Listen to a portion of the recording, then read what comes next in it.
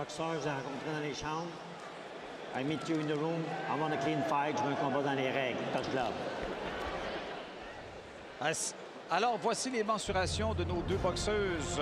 29 ans pour Ayala, 31 ans pour Marie-Ève Dicker.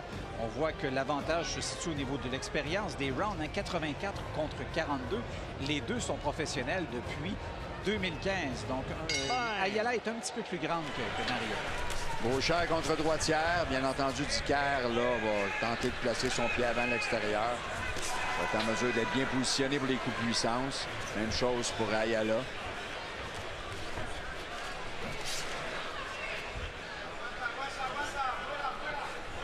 On a deux boxeuses qui sont quand même grandes et lancées et qui ont une bonne portée pour cette division de poids-là. Alors, pour ceux qui se posent la question, là, comment ça qu'il reste seulement 1 minute 32 au round? Eh bien, ce sont des rounds de 2 minutes. Oui, ça va aller vite. De le mentionner. Donc, 10 rounds de 2 minutes chez les femmes. Éventuellement, probablement, ça a déjà commencé aux États-Unis dans certains États, que les filles vont avoir... vont aller avec des 3 minutes. C'est juste une question de temps. On sait que la boxe, c'est des dinosaures et c'est long de changer les règlements. Mais c'est déjà commencé parce que, dans le fond, la femme possède un potentiel oxydatif lipidique supérieur à l'homme. Il n'y a aucune raison, c'est un plus pour les efforts de longue durée. Il n'y a aucune raison que les filles fassent des rounds de 2 minutes. Les femmes sont bonnes en endurance. Ben oui. Et on est en attente là, on en arrive à une décision mondiale à ce chapitre-là. Au bon coup au corps de Dicker. Là. Oh, que c'était bien placé.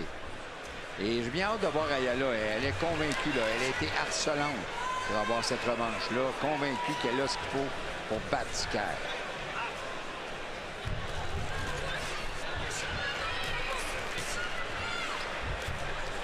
On voit les échanges. Il n'y a pas vraiment de coups de puissance qui ont été frappés jusqu'à maintenant. C'est au niveau jab. On tente, on s'examine encore, même si on se connaît un peu quand même. Là. Mais on voit que Dicker frappe au corps quand même régulièrement. Là. Donc, elle a des idées de ce côté-là. Là. Encore une fois, avec son direct de la main arrière. Et voilà, premier round de complété. Ce combat prévu en 10. Alors, on va aller faire un tour dans les coins. Dans le coin de Marie-Ève Dicker. Quand t'attaques, attaque la tête haute. Reste normal. Ça va bien, le inside, elle attend à gauche. Fait que quand tu reviens sur les côtés. C'est un de tes plus beaux rounds en carrière. C'est simple. Trouve la bonne distance pour ta main gauche. Tu sais, quand t'es à gauche, là, comme tu t'as demandé, trouve la bonne distance de ta main gauche, ça va l'emmener plus facilement. Super. Toujours ton jab. Fatigue, elle attend ta main gauche, OK? C'est bien que tu fais. Continue une attaque. Le 1-2, 1-2, faut que tu le fasses. Là. Mais rapide, toujours rapide. Pense pas à la puissance. La puissance, tu le descends en bas. OK? Sois patient. Ça se passe très bien. Très bien. Bon, mais l'entraîneur est content. Hein? Oui, c'est un à moi, Luc Vincent Ouellet, et on lui a demandé de ramener ses mains rapidement. On lui a dit, elle attend à gauche, pour contre-attaquer. Donc, ramène tes mains rapidement. Là. On sent que c'est pas encore à leur goût. Mais le premier round, Dicker a été dominante, plus particulièrement à cause de son direct de la main arrière au corps. Et belle combinaison de la part de Dicker. Belle rapidité aussi. Elle utilise beaucoup sa main arrière. Encore une fois, elle vise au corps. Il veut obliger Ayala à descendre sa garde.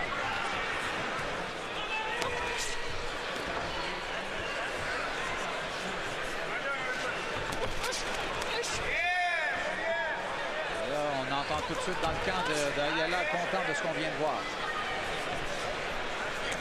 Dicker qui mène le jeu depuis le début du combat. Oui, la main arrière d'Ayala maintenant. Donc, effectivement, elle attend sa gauche pour lancer sa droite.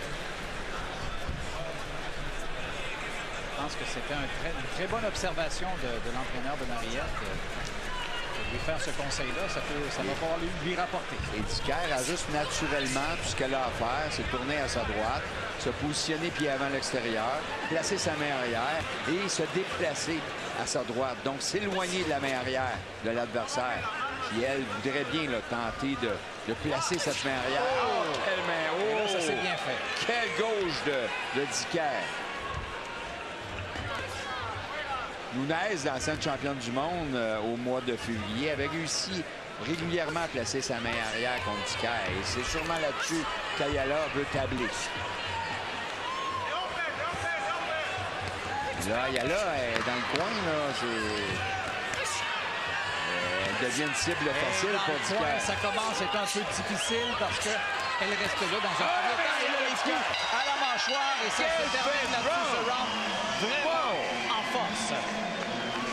Et là, elle est de retour dans le coin. Ayala, elle n'est pas contente de sa performance. Très déçue. Et je pense que sa plus grande erreur, ça a été de rester là. Oui, méchant message que Dicker vient de passer à Ayala, là, avec sa main arrière dans le coin. Elle n'avait plus d'espace pour esquiver. Alors, on va vous remontrer ça en détail. Et Boum, ça a sorti la de la première et par la suite, encore un coup au corps à la tête. Et le fait que Dicker lance beaucoup au corps, elle indispose Ayala qui s'est senti obligé de baisser ses bras, se protéger avec ses coudes, a laissé la tête à découvert et la tête lui a pété dans le dos. Et 4 fois la gauche qui a atteint la cible. 4 fois. Solidement. Quel bon round pour Dicker. Mix en haut, en bas. Les grosses bombes, c'est là, c'est le même qui est avant.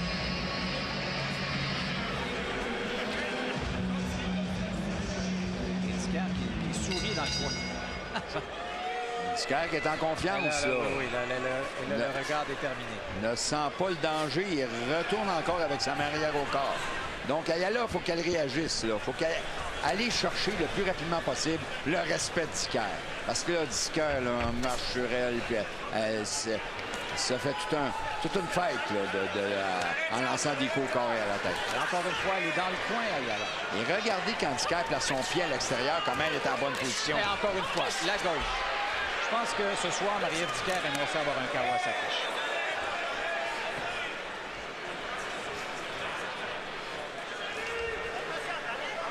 Ayala doit trouver que la pression est forte. Là. On est en début de combat et Dicker est très incisive dans ses coups. Très... Oh, encore une fois. Elle était harcelante. On va faire attention, par exemple. Il faut changer la recette une fois de temps en temps. On a une Dicker hargneuse là, pour ce début de combat qui marque énormément avec sa main arrière. Encore au corps.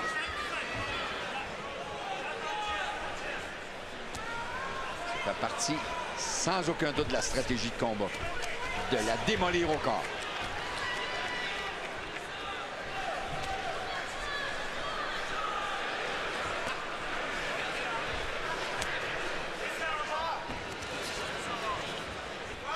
On est un petit peu plus passif, là.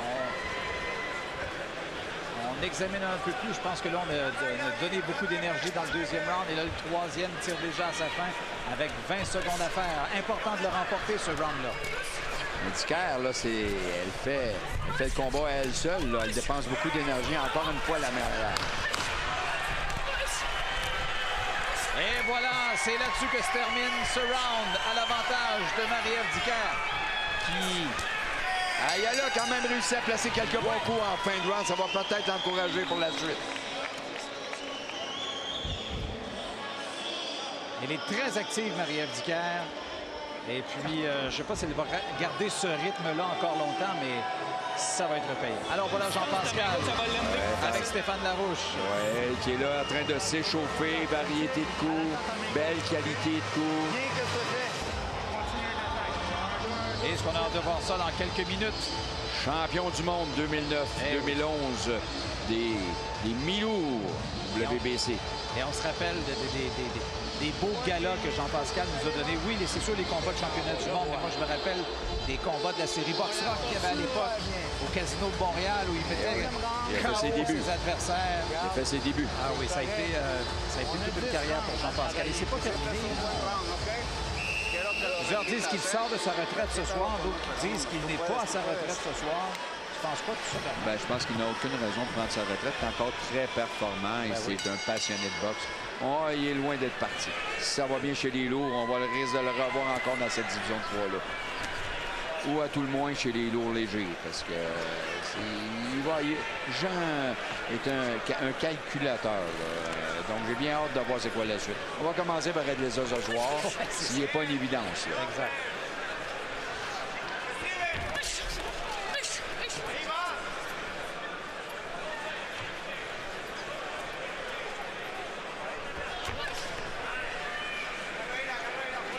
Alors, on sent qu'Ayala s'est ajusté un peu. Là. Il n'a pas aimé subir la tempête au deuxième round. Elle a subi une partie de la tempête encore au troisième. Mais là, elle a placé quelques bons coups en fin de round. Mais là, Dicker, tout de suite, avec ses combinaisons, là, est en train de, encore une fois, là, de lui faire très mal au corps. on voit au niveau de la quantité de coups portés, là, on n'est pas dans la même ligue. La quantité de coups tentés, surtout. Regardez encore une fois, la gauche qui porte. Belle façon de revenir avec son pas arrière. Dicker qui travaille au gymnase là, continuellement sur le transfert de poids pour éventuellement là, être plus puissant. Aussi chez des femmes, les possibilités de knockout sont beaucoup moins grandes. On a juste à penser à la grande championne du monde, Cecilia Brakus, la Norvégienne là, qui remplit les stades là-bas en Norvège et qui est une Colombienne de naissance et qui a une fiche de 33 victoires, aucune défaite, mais seulement 9 victoires par knockout. Donc, ça donne une idée. C'est pas comparable avec la boxe masculine. Dicker qui aimerait bien elle, avoir un combat de champion du monde. Elle est dans le coin, Ayala, actuellement. Et là, Dicker qui tente d'en profiter. Et elle réussit, Ayala, à s'en sortir.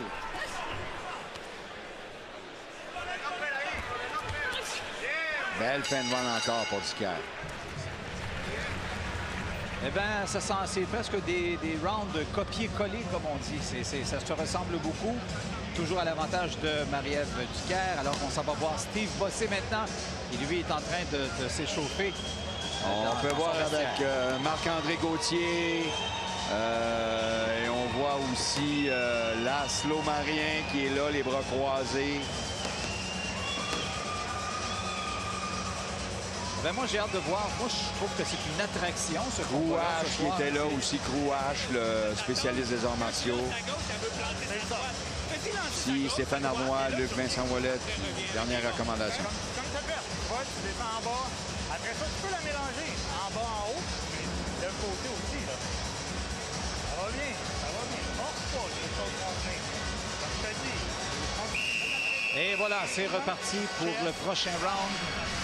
Toujours Marie-Ève Dicker qui est en position de la conductrice de ce combat. C'est elle qui domine, c'est elle qui impose le rythme.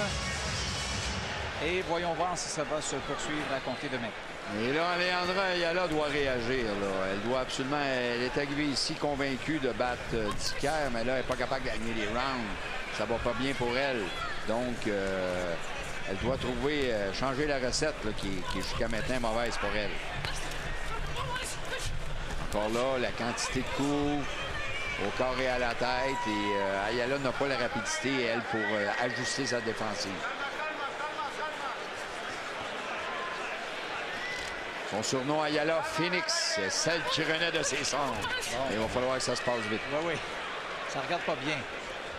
Ça ne regarde pas bien. Mais bon, un combat de boxe, tout peut arriver. Et disons que l'expérience de Marie-Ève Dicker, autant à la boxe que dans les autres sports de combat qu'elle a exercé depuis le début, depuis qu'elle est toute petite, eh bien, on voit que c'est payant. C'est payant.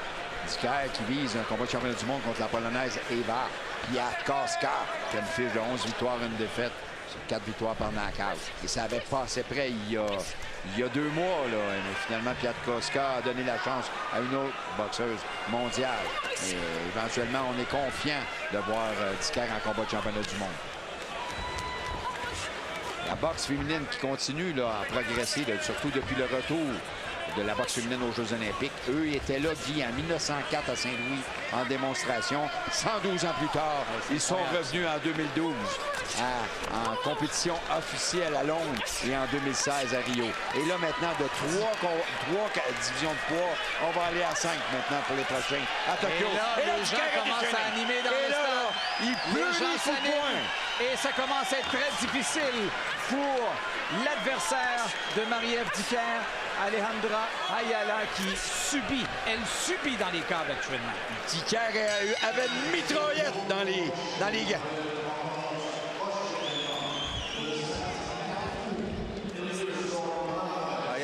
Au moins, elle est en train de s'apercevoir que bien qu'elle est arrivée à Montréal très déterminée, reste que Marie-Ève Dicker ne s'est pas détériorée.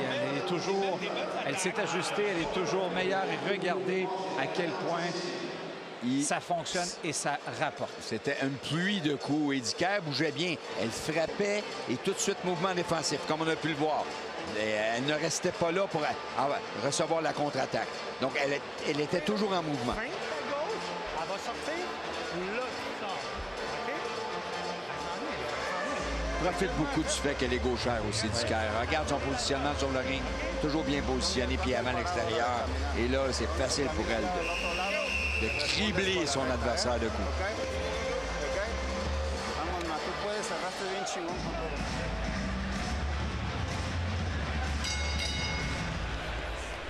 Et c'est reparti déjà le 6e round. Des rounds de 2 minutes pour ceux qui viennent de se joindre à nous. On a passé le milieu du combat là maintenant. Voilà. Dominé par Marie-Ève Dicker.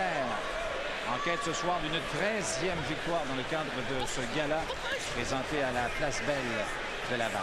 Dicker qui tranquillement amène, repousse son adversaire dans les coins de ring et lui donne le moins d'espace possible pour se sauver. Ici, Ayala nous a annoncé la recette, mais on ne la voit pas, là. On n'a rien vu de différent de l'an passé, là. Mais on a vu une Dicker beaucoup plus incisive, beaucoup plus aiguisée. L'écart est juste plus grand.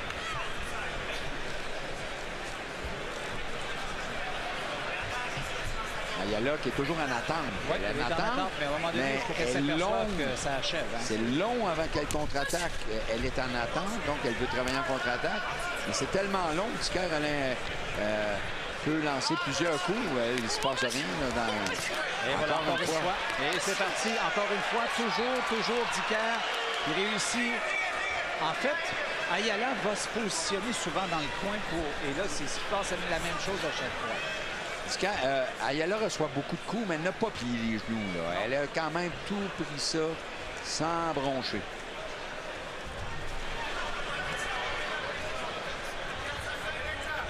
Et encore là, on fait le tour du ring. Là. On change de coin. Oh!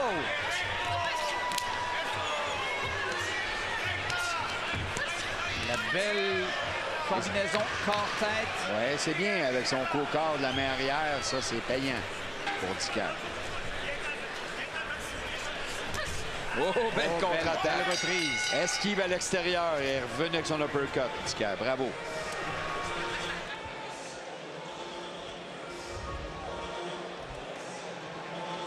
Alors, c'est encore la même chose. Hein? Dicker qui domine, impose son rythme.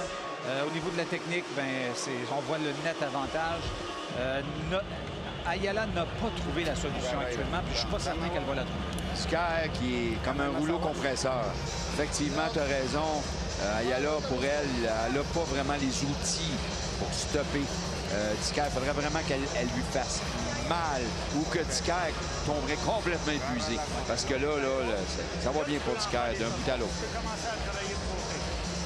Et quand on parle de combattantes qui n'ont pas eu de KO, donc ça veut dire qu'on se rend souvent à la limite. Et donc des longues runs, là, 10 rounds de boxe à 2 minutes. Je pense que Marie-Ève Dicker est capable de faire ça sans problème. Ce serait surprenant de l'avoir baissé de rythme avant la fin. On l'a vu dans des combats durs, là, dans ces 2 derniers combats là, contre Avellaneda et Ortunez. Et ça a brassé jusqu'à la fin. Là. Oh, on a eu une petite baisse. Une petite baisse d'énergie.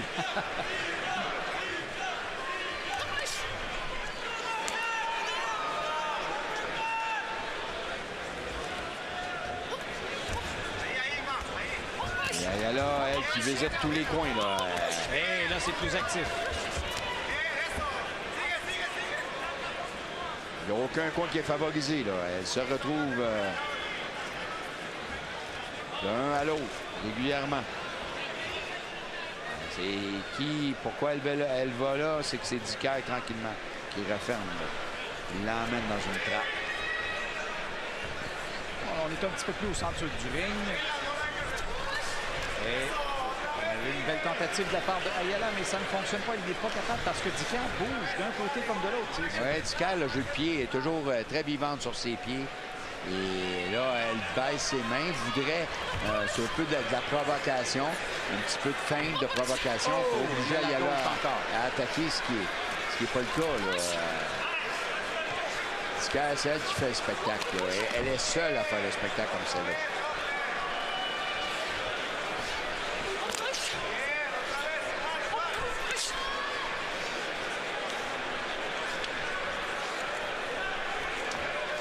Qui, encore une fois, là, la repousse dans le coin, lui donne moins de marge de manœuvre, la main à la gauche. Mais ça n'a pas tout à fait atteint la cible.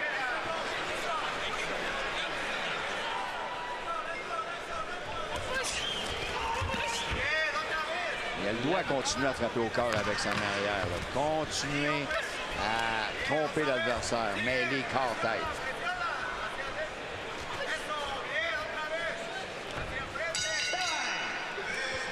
La gauche est toujours payante pour Marie-Ève Dicker, qui, dans ce 7e round, je dirais que ça a été un petit peu moins spectaculaire que ce qu'on a vu auparavant, mais les résultats sont là quand même. Oui, le nombre de coups, les coups, la précision des coups, ça va bien pour Dicker. Marche dans le parc jusqu'à maintenant. Ya viste que está mal parada, síguela.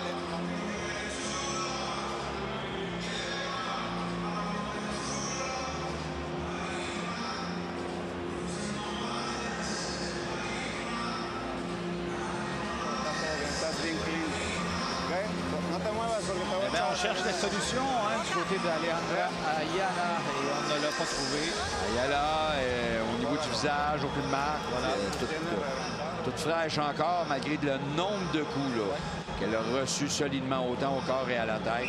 Et Dicker, mais copie-collé, là, ça va bien pour elle. Quand on regarde ce qui s'est passé au casino et le combat de ce soir, on est dans une situation similaire. Oui, une situation similaire où, à la différence que Dicker est encore plus dominant. Et c'est reparti pour le 8e round. Prévu en 10 dans ce combat entre Marie-Ève Dicker et Alejandra Ayala, qui est du Mexique, qui est arrivée ce soir à Laval en se disant cette fois-là, je vais prendre ma revanche. Mais finalement, devant elle, se dresse Marie-Ève Dicker dans une forme exceptionnelle qui domine le combat jusqu'à maintenant à tous les niveaux. Et Dicker lui a fait comprendre dès le début du combat qu'elle n'aurait pas de chance en étant la plus active et la plus performante. Et là, on ne peut pas sentir le désir de Ayala de gagner. Là. Elle est hésitante tout le temps. Donc, on attend toujours le coup d'éclat qui n'arrive pas. Et Dicker, comme un chat, avec son jeu de pied, ça se positionne tout le temps et oblige Ayala à allonger les corps. On dit ça un chat ou une chatte? Hein, Guy? Ouais, je pense que les deux se disent. Hein? OK, c'est correct. C'est là, moi, il faut que je m'habitue aussi, la boxe féminine. C'est vrai qu'il y a des termes, il faut réfléchir. Ça régulièrement, comme un chat. Là, on dit ça, un chat. On développe beaucoup d'automatisme. Oui, c'est ça. Je pensais, toi, qui es un expert de la... Ah, ouais, je pense que quand on est des pionniers comme ça, on peut même inventer des termes. OK. Bon, on va dire ça, là. Et encore une fois, Marie-Ève Dicker domine son adversaire. Et là, j'ai l'impression, je ne sais pas jusqu'à quel point Ayala, je n'aime pas l'expression lancer la serviette, là, ça ne s'applique pas ce soir, mais là, sincèrement, Guy, on a une donneuse et une receveuse jusqu'à maintenant. On fait notre temps. Et une main arrière ici d'Ayala. Elle réussit quand même à placer à la fin des rounds un ou deux bons coups.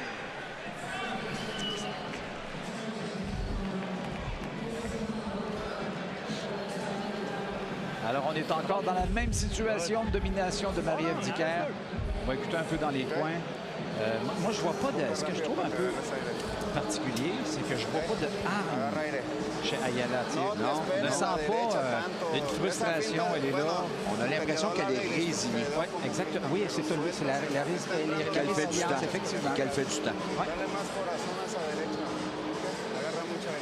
Je pense pas qu'elle va rappeler encore. C'est qu'elle va Ça serait être surprenant. harcelante.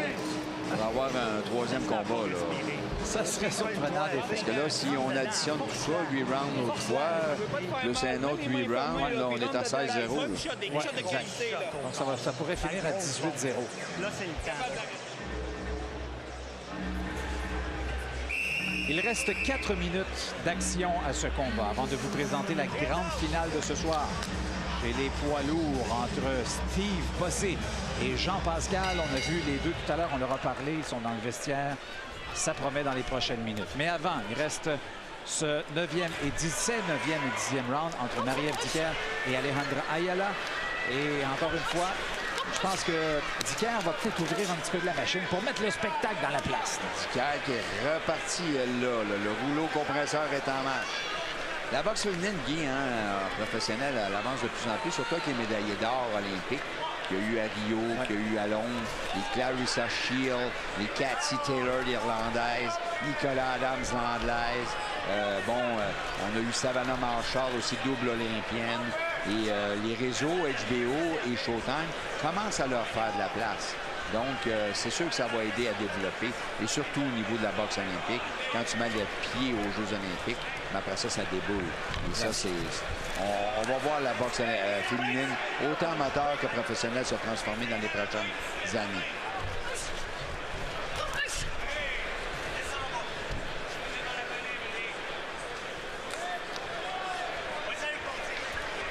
Dicker qui, encore une fois, cerne son adversaire dans un coin et lance énormément. La gauche est payante. La gauche est payante tout le temps. Ayala qui bouge, mais malgré tout ça, ne parvient pas à ne pas se faire atteindre.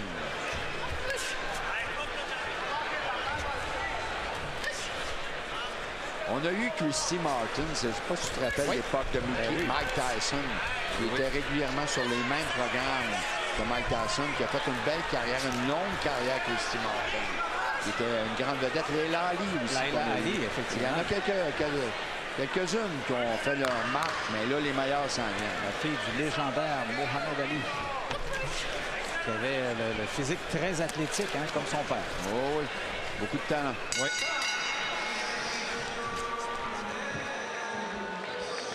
Eh bien là, il reste 2 minutes. 2 minutes. Et là, c'est... Je regarde dans le coin ici, on est à quelques... 2 minutes pour un coup d'éclat. Soit même pas. Là, Ayala qui nous surprendrait là, avec un coup sorti là, de nulle part. Ou Dicker qui, par un élan d'agressivité terrible et un transfert de poids, réussirait à se débarrasser d'Ayala avant la limite. Donc, voilà, les enjeux sont bien différents l'autre fois, au 10e et dernier round.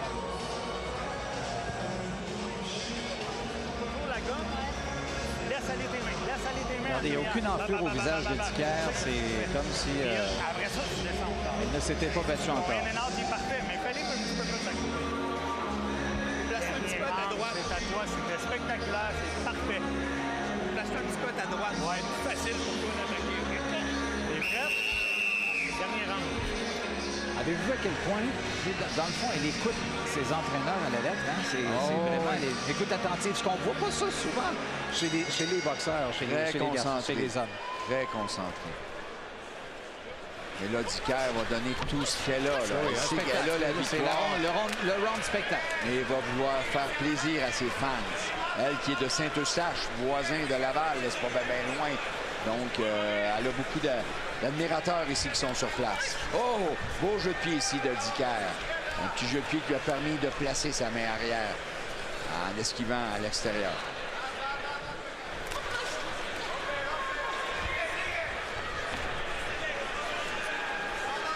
Ayala qui a quand même encore ses mains hautes et Dicker qui vient de la frapper au corps. Régulièrement, elle la frappe au corps et encore une fois. Mais là, Ayala, elle est fatiguée. Tu le vois, là, c'est sa force de frappe. Elle est réduite considérablement. Ayala, qui de ses 9 victoires à 5 victoires par knockout. Mais on n'a pas jamais senti cette force de frappe-là dans ce combat-là.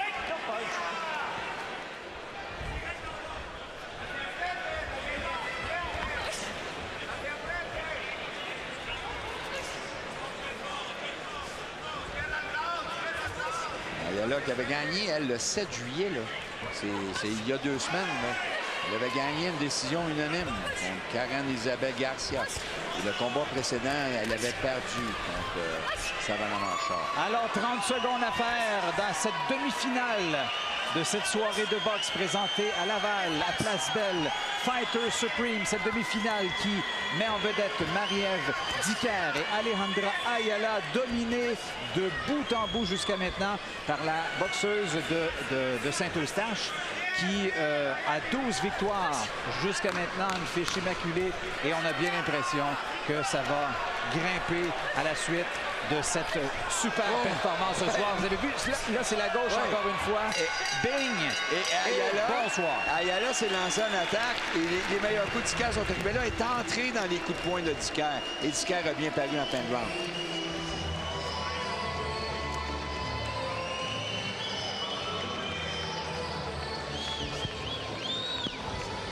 Oui, belle démonstration de boxe ici des deux. Ça a manqué un peu d'équilibre, mais quand même, on a pu voir que Dicker vient d'arracher sa 13e victoire en 13 combats.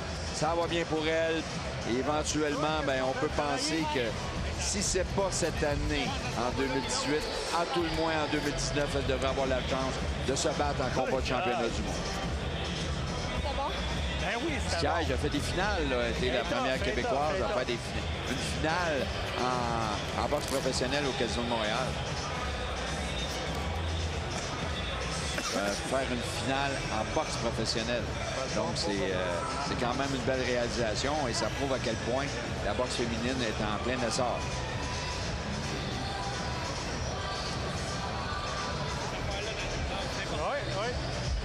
Eh bien, ça a été un bon combat. Ça a été de bout en bout dominé par Marie-Ève Dicker. Je pense que Alessandra Ayala va retourner chez elle en se disant non. Elle remercie les gens, parfait, mais je ne peux pas croire qu'elle croit qu'elle peut gagner ce combat. Alors immédiatement, on va aller rejoindre notre animateur de ring, Christian Gauthier, pour l'annonce de la décision. Mesdames et messieurs, voici maintenant la décision des juges. After 10 rounds of action, we go to the judges' scorecards. Les juges Gauthier, Guérin et Leblanc remettent tous des cartes de pointage de 100 à 90. Judges Gauthier, Guérin and Leblanc all score this contest 100 to 90. All in favor of the winner by unanimous decision. La gagnante par décision unanime est toujours invaincue, Marie-Ève Dicker. Et voilà, c'est fait. Marie-Ève Dicker, 13e victoire chez les professionnels. Et ça a été une décision unanime. Ça s'est passé comme plusieurs